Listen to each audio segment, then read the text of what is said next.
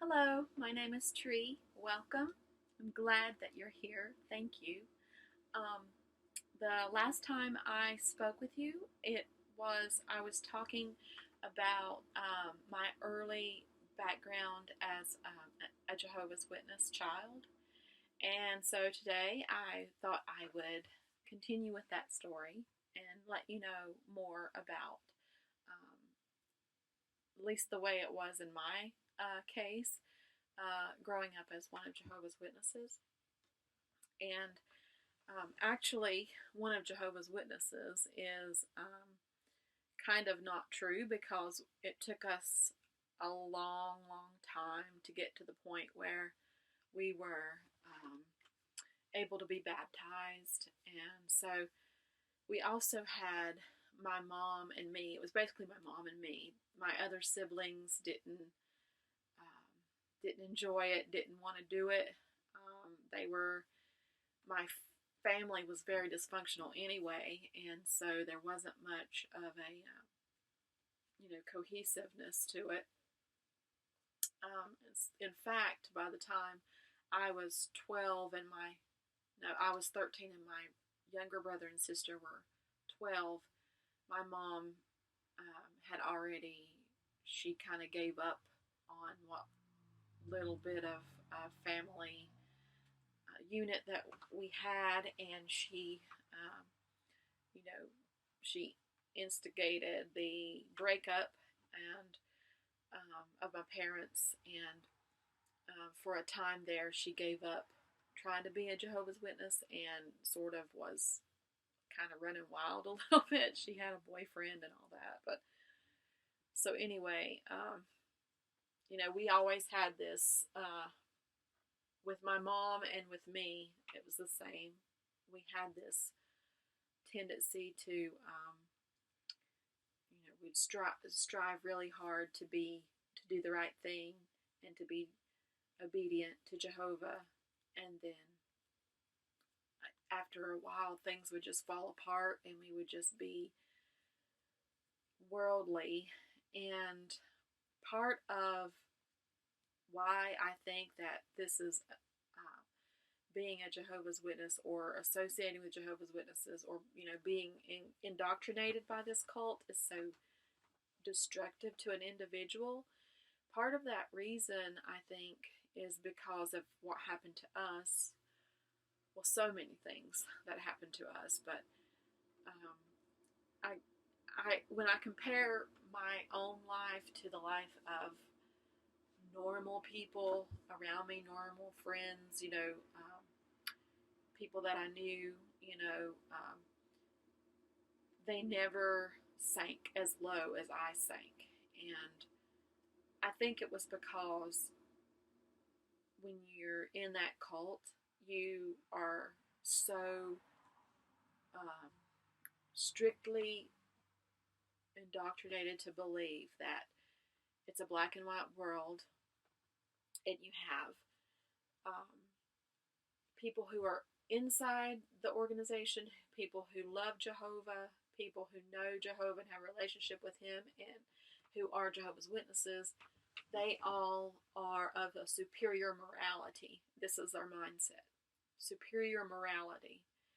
And everyone else is influenced by Satan, used by Satan, dupes of Satan.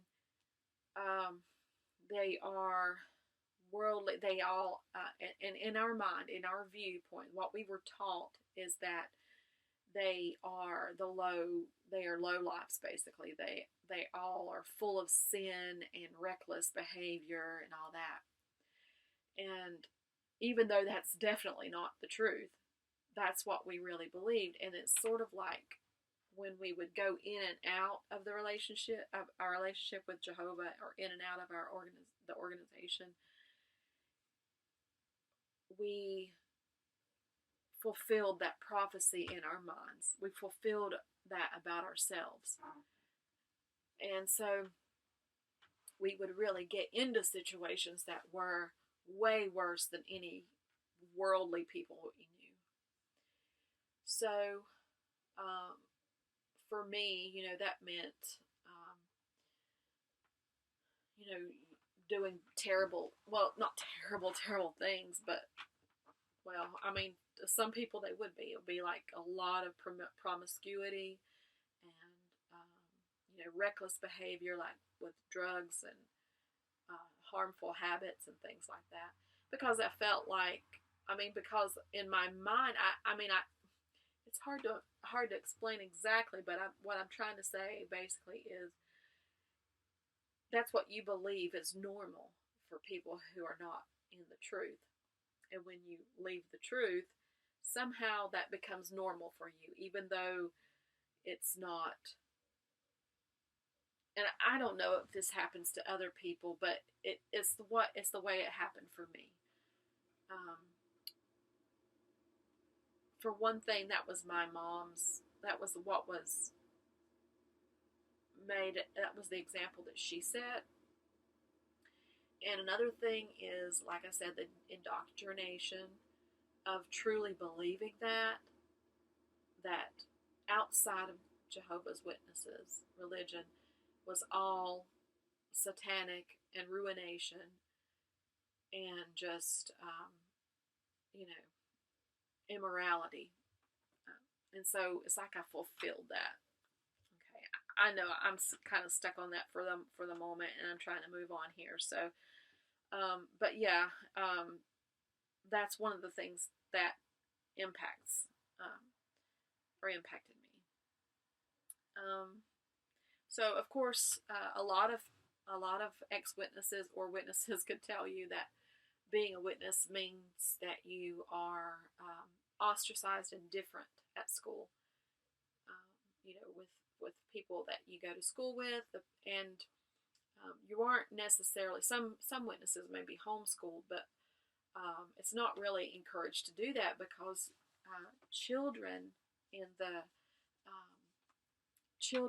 Jehovah's Witness children are expected to be a witness at school and to indoctrinate their friends, their schoolmates. So, it's sort of encouraged to go to school and for that to be your own territory, right? So every time that there's some kind of holiday or birthday or special pagan event, pagan origin event, you have to be excused. You have to be singled out, and that also leads to, it's supposed to in the Jehovah's Witness ideation, it's supposed to say, bring up a situation that will cause people to ask questions so that you can give a witness, so that you can explain your beliefs and talk to your friends about Jehovah. But of course, it becomes more like, you might try that once or twice, but it doesn't really get you anywhere, and it just increases your reputation for being weird and something's wrong with you. And of course there's some loneliness and everything else to deal with, and if you don't have any friends or very many friends, and it's really hard to do. And another thing I think that should be mentioned about is, it's really hard to, even if you're, I think that I started out as a small child before I went to school as being an outgoing person, and to be, I think that I was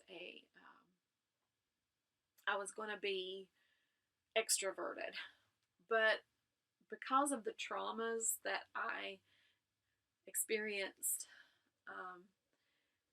being a Jehovah's Witness, and other traumas like being poor and just being ill-equipped with any kind of training as far as how to interact with people in a normal way. So that now I am an introvert. Now I am very isolated, and friendships are very precious and rare for me, and also a struggle. And so, I think a lot of that has to do with the upbringing, the religion, because when okay, I will say that for our family, we were like 1 foot in and 1 foot out. We were always struggling with the requirements of being a Jehovah's Witness, of like uh, the requirements of meeting attendance and putting in time in the field service, answering commenting in the meetings, and things like that. That those things that you have to constantly keep up in order to be in good standing. And so, like for my mother, her attendance was terrible, and all of those things were very, very difficult for her. So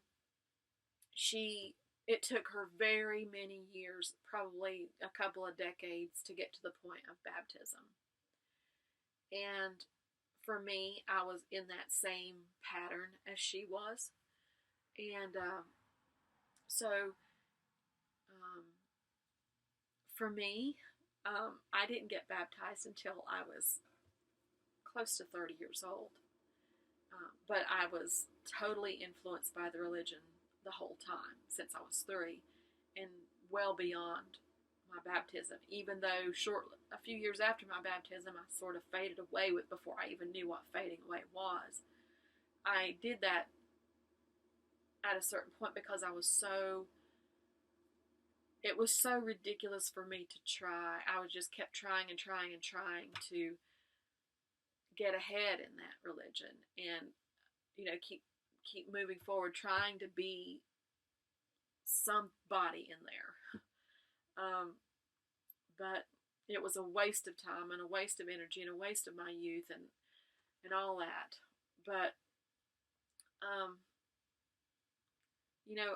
and it kind of set me up for this pattern of in my life of constantly coming short of accomplishments. That's another part of the destruction that I feel has been done because of the religion.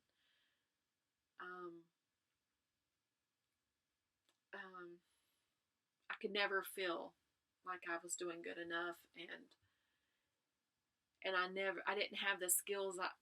It seemed like everyone else in the religion, or at least everybody who was notable that you would compare yourself with, or that you could just look and see. Everybody else was doing their part. Everybody else was commenting. Everybody else was mingling with each other and talking to each other. But I could never do that. And I think I'd said in the last video about how everybody at the Kingdom Hall was different from how I was at home.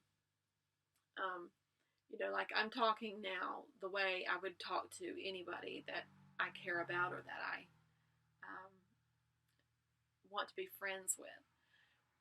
But I just couldn't do that there, and I don't know why, but I just couldn't. Oh well, I know that for a long, long time, for many years, even like a 30 years old and in the 30s, I had the hardest time with interacting with people and thinking that and feeling like I was equal to them.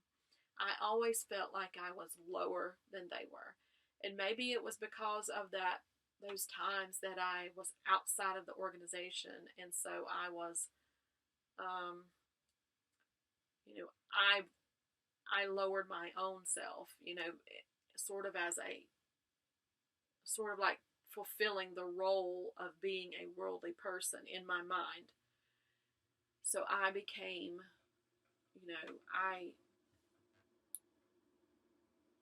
I became the worst possible version of myself.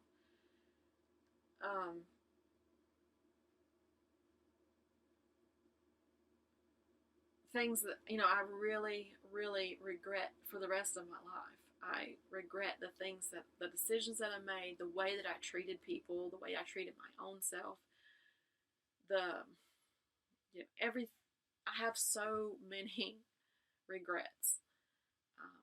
And I just believe that, because the reason I know that it didn't have to be that way is because I reversed it once I decided later on to let all that stuff go and just focus on trying to raise myself the way I would if I were my own parent. And when I did that, then things started to feel right. Then I started to realize that I am a good person and that I am capable and that and that um, I'm worthy, you know. Jehovah's Witnesses, for me and for many people, I believe, they really make you feel like you're not worthy. You don't measure up. And it's devastating to a person, of course. Anybody could see that, right?